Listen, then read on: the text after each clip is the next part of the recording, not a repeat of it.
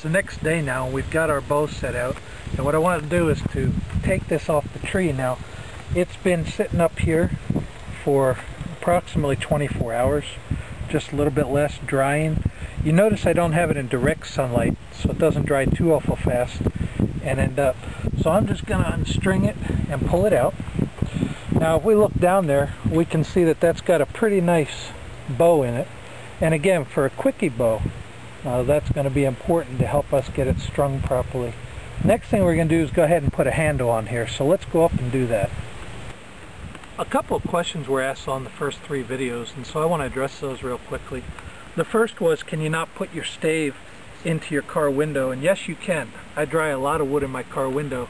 One of the problems with the stave like this is I don't want to dry this too quickly. That's why I didn't put it in direct sunlight. It was out in the wind, the air, and in some sun, but so it doesn't end up splitting as it loses the moisture. So yes, you can put wood in your car windshields to dry, and we often do, but sometimes it will split if it dries too quickly, so you want to be aware of that.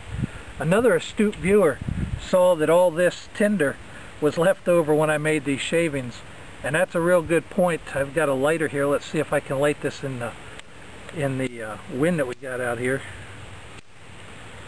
This should go up real quick, and there you go. So these are good shavings, and again, these are only just a day old, and they're going to go up. That was a good view. In fact, I was going to talk about that, but my viewer caught it first. So there you go. You certainly can use those things. Always think outside the box. You shave down a bow stave, you've got tinder for your fire. Great comments we're getting. I was also asked about my knives, and I'll go over them again real quick. This is a Schrade old timer. It is a sheath knife. Has about a 4-inch blade on there. It's called the 1410T if you're looking for this. Schrade doesn't make knives in the US anymore, and so you may have to go onto eBay to find these. I've had a couple questions about that. And my SAK that I carry is the Victorinox SAK. It was actually Swiss Army when I bought it. The Hunter has a little deer on the front.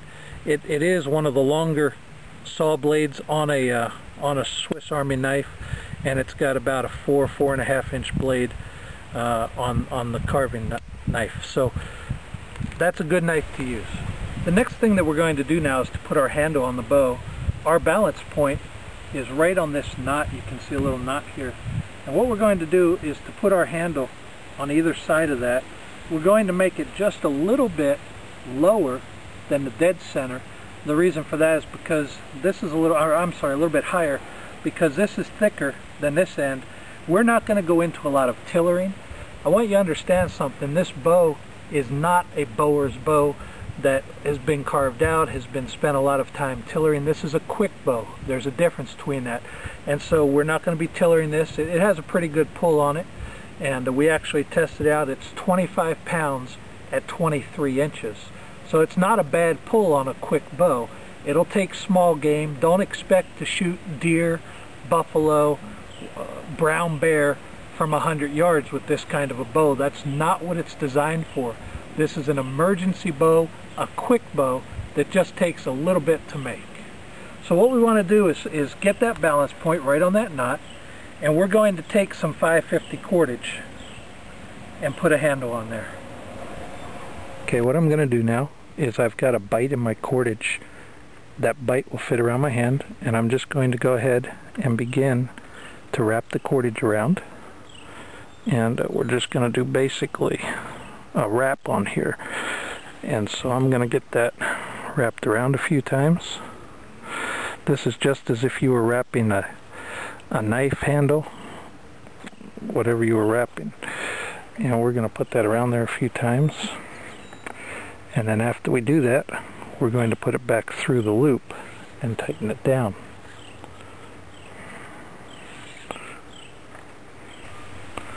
Well, I've got that all the way wrapped around now. What I'm going to do is the last time I'm going to go right through this little loop here, and then I'm going to pull on this end of the string and just pull that right under. For now, I'm just going to leave this here. I could go back and pull this under a little bit and take these ends off, and everything will be good. Take my multi-pull and pull that under there just a little bit more, so you can see that that piece on the back end goes right up underneath. Okay, so that's a good strong handle. It's going to stay there and not have any problems. Next thing we're going to do is string the bow, and I'm just going to put a little flip in here.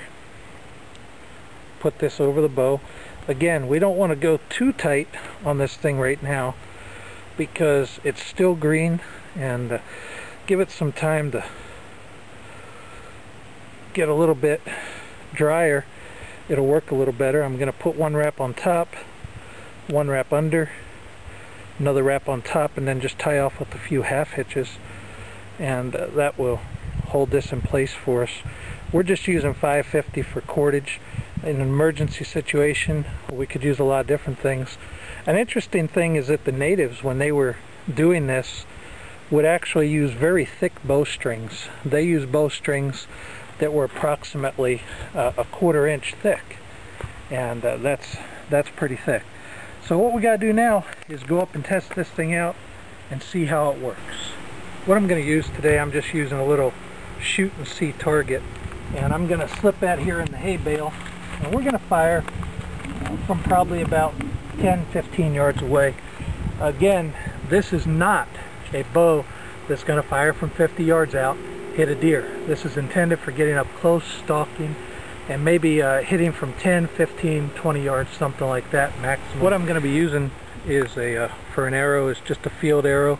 This is an aluminum shaft, or no, I guess it's a fiberglass shaft, Shakespeare. So this will be a good arrow. These two little arrows, I'm not sure how they're going to shoot out there. They're just blunt tips that my little girls had. That's what I got available, so that's what we're going to shoot. So I'm going to go back here about 10 or 15 yards, and we're going to get a couple shots and see how we do. Let me tell you right up front, I am not an expert marksman with a bow and arrow. In fact, I don't shoot them very often at all. Dave Canterbury's going to be here in a couple weeks. Maybe we can get him to film a couple of these. He'll be pretty accurate. I may hit the target, I may not. I may hit the hay bale, I may not. The arrow might not ever show up again. We'll just find out what happens. So let me get a couple shots and see how it works.